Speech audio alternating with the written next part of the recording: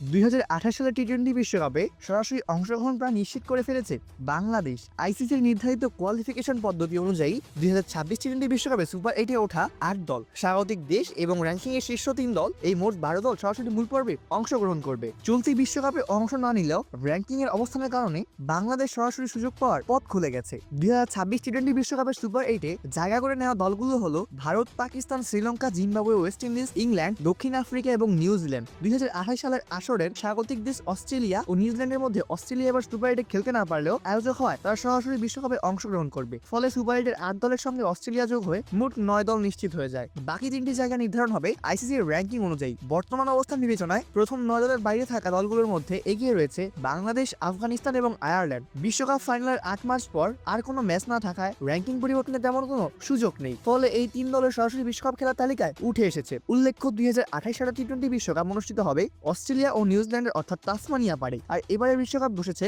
ভারত ও শ্রীলঙ্কায়, যার ফাইনাল মাঠে গড়াবে আগামী 8ই মার্চ। অপূর্ব দাস, প্লে ফাস্ট নিউজ।